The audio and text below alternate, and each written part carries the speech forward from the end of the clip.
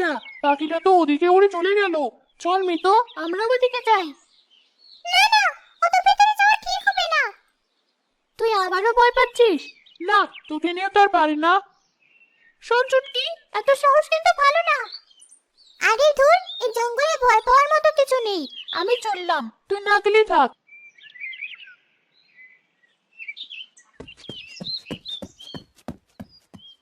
সত্যি তোকে নিয়ে আর পারি না।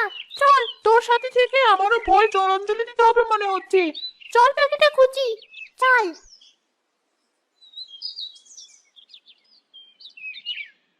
ওই যে সেই পাখিটা, দাঁড়া, এবার এটাকে ঠিক আমি ধরবো।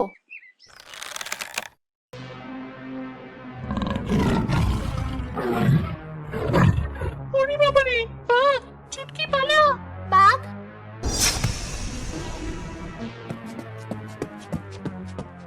ওরে বাবা, সত্যিই তো বাঘ!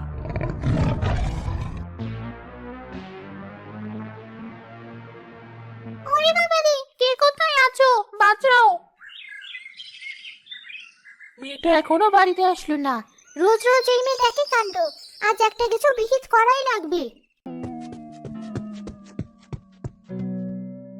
চাচি, কোথায় গেলে? তাড়াতাড়ি বাইরে এসো, এদিকে যে সর্বনাশ হয়ে গেছে। এ কি মিতু, এভাবে হাঁপাচ্ছিস কেন? কি হয়েছে? পানি খাবি?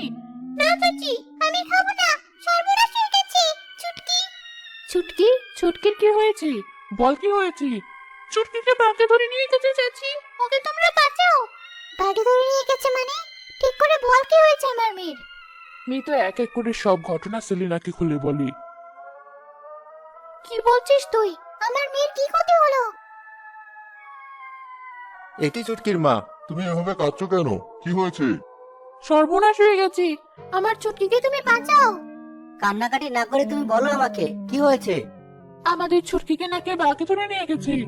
হ্যাঁ চাচা, তুমি এখনই চলো, তাহলে বাঘ চুটকিকে খেয়ে ফেলবে। কি বলছিস তোরা? চলো তাড়াতাড়ি। পথে আমি তোমাকে সব বলবো। ছেড়ে দাও, ছেড়ে দাও আমাকে। গুহাটা বন্ধ হলো কি করে? আমাকে যেতে দাও, দয়া করে আমাকে যেতে দাও।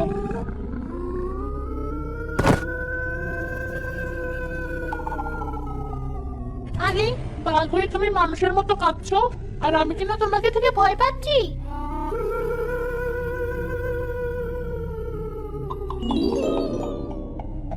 এটা কি হলো? বাঘ থেকে তুমি মানুষ হলে কি করে? বালা কি কাশেম ভাই, আমাদের ছুটকিকে তুলে নিয়ে গেছে? না না, এবার তো এই বাঘকে ধরতেই হবে। হ্যাঁ ভাই, আজ আমার সন্তানকে নিয়ে গেছে, কাল হয়তো গ্রামের অন্য বাচ্চাদেরকেও নিয়ে যাবে। সবাই চলো আমার সাথে। না বাবা, বাঘ যদি আমাদেরকে খেয়ে ফেলে? এ কেমন কথা বলছেন? সবাই মিলে গেলে বাঘ একা আমাদের কোনো ক্ষতি করতে পারবে না। আর যদি সবাই মিলে ওকে সাহায্য না করতে পারি, তাহলে তো দেখতে দেখতে সারা গ্রাম নিশ্চিন্ন হয়ে যাবে। ঠিক বলেছো জলিল, জঙ্গলে যাওয়ার আগে আমি তো চুটকিকে তীর ধার করে দিয়েছিলাম। আরে, তখন যদি জানতাম মেয়েটার এমন ক্ষতি হবে, তাহলে কি ওকে আর যেতে দিতাম?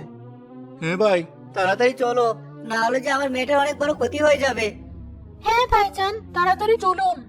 হ্যাঁ হ্যাঁ, সবাই চলো।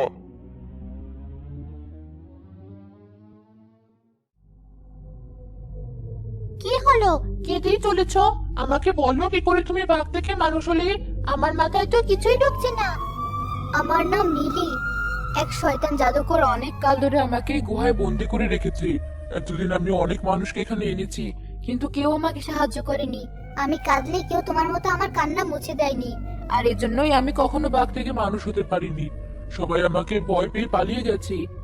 আহারে, এখন তো তুমি মানুষ হতে পেরেছো, তাহলে আর দেরি কেন? আমার সাথে বাইরে চলো। কি করে যাব?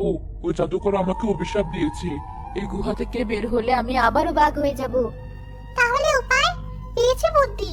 এবার তাহলে আমার সাথে সেই জাদুকরের কাছে চলো, আমি তাকে ঠিক বুঝিয়ে নিতে পারবো। আমার মাথায় অনেক বুদ্ধি। সেটা আর সম্ভব না, কারণ সেই জাদুকর অনেক আগে মারা গেছে। তাহলে এখন উপায়? তোমাকে আমি কিভাবে সাহায্য করব? একটাই উপায় আছে। তোমাকে আমার সাথে লাল দিঘিতে যেতে হবে। একবার যদি তুমি সেখানকার সোনালী পদ্ম তুলে আমার শরীরে স্পর্শ করাতে পারো, তাহলেই আমি আবারও সম্পূর্ণরূপে ভালো হয়ে যাব। ও, এই কথা? তাহলে দেরি করছো কেন? চলো আমার সাথে। তুমি সত্যি আমাকে সাহায্য করবে? গুহা থেকে বেরিয়ে বদলে যাবে না তো?